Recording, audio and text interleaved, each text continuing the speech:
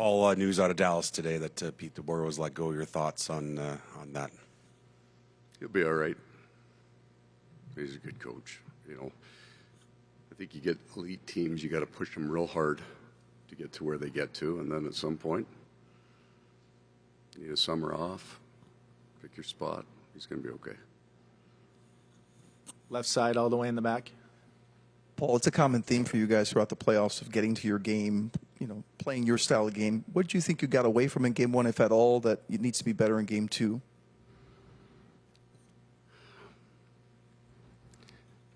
Yeah, and I understand the question. But the foundation of that question is if you just play your game, then you would win. 82-0 is probably not what you would expect, right? So I'm being careful with the answer. We do think there's a few things that we can do a little bit better. And we do a couple of those things a little bit better. It'll change some of the things, but I don't have the chances for and against as a necessary negative for the Florida Panthers in zone time. So the game was 3-3 after 3.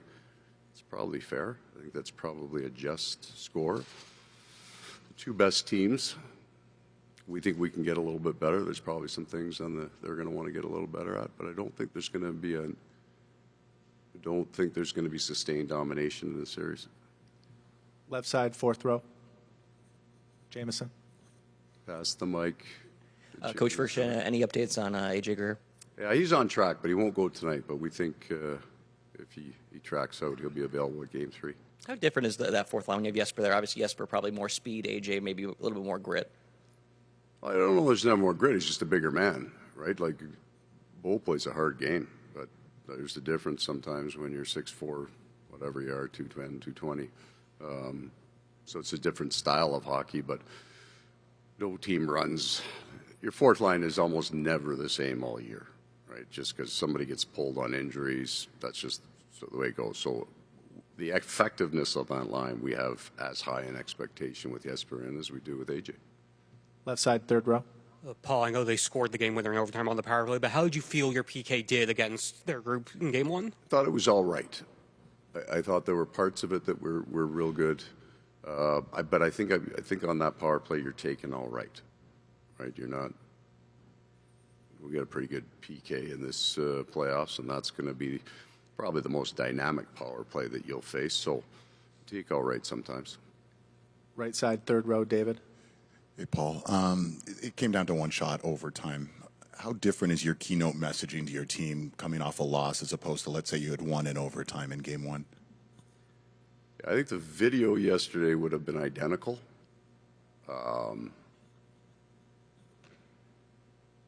Yeah, I don't know the answer to that because I haven't spent any time thinking like we won the last game. I don't know. I'm trying to answer it truthfully. I don't know how much different it would be. The hockey part of it isn't going to change. Like the places that we need to get better in our game, that the truth is in the video, so that this is the piece that we need to get better. That won't be. And then tone. The tone will be a collection of game twos. We've lost some game ones, we won some games one, so there'll be a collection of that tone. I'll just move around the room. I got a fairly good idea where they're at right now. So I kind of start setting that today. I know the technical piece, but the emotional piece, that'll kind of come to you before the meeting. Right side, third row. Hey, Paul. Playing with Leeds, your team's obviously been excellent at it. The Oilers are a good comeback team as well. I'm not sure if your team's supposed to play different when they have the lead, but is there a different strategy needed against the Oilers when you're leading them just because of what they have? Oh, so I think there's 14 minutes on the clock in the second period, and it's 3-2.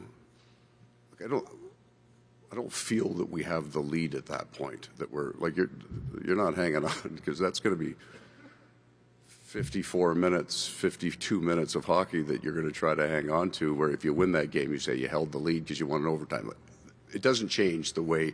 I think the team that's behind it will try to stay with their game as long as they can, but there comes a point in time where all the D are up the ice. They're always down the wall. You might have 4 in. You are putting that puck. That the higher risk plays start to come out.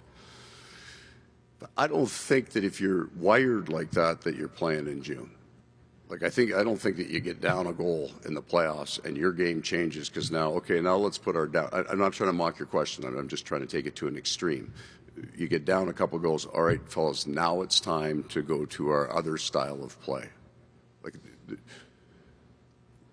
you wouldn't be here if you were switching styles based on every time the score changed. You just wouldn't be here, right? You need 1,000 lives to teach that many games.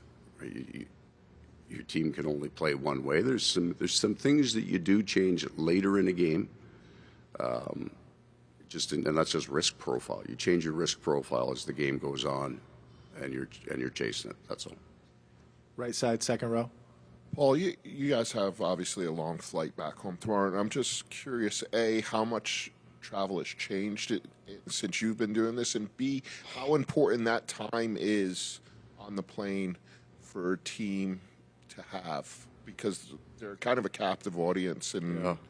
Well, somebody asked me that if I show video or speeches on the plane. There's none. My first year in the league was the first year teams started to charter. So I've heard the horror stories of the 6 a.m. connecting flights from Vancouver to New York. Like that must have been so hard. I don't know how those guys do it. The long flights for us, and I'm going to include Edmonton in this, we're used to that. I mean, we fly 3.5 hours to teams in our division. So that part's not an issue. They feed us real well. Some guys play cards. We eat like 7 meals a day, right? So it's as good and as easy as it possibly can be, right? You take the bus, you get off the bus, you get into the same seat.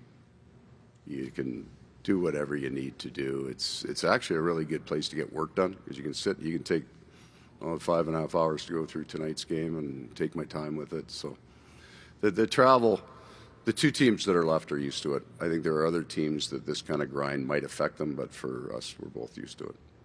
We have time for 2 more questions. Left side, third row. Hey, Paul. Evan Rodriguez was just here talking about when you guys had the lead, he felt that you punted the puck too much. And I was wondering if that was your assessment as well, and if that's an easy fix. Yeah, I felt that a little bit more even before that happened. That would be a football analogy.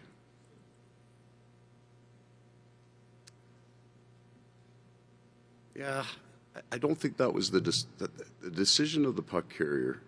I'm not going to ask him to change a lot of what he does. Just like to change maybe a couple of his options when he does punt the thing. You know, we were past the ball a few times. We were running back to our end when we should have been driving forward, but we got some bad hang time on a couple icings. I'll agree with that. That's it. That's how I feel about that. Last question, front right. You told us Greer's not an option. Are there any lineup changes? Oh, top secret. No, I'm not making any changes. So I'm just going to say game time, but I'm not changing anything.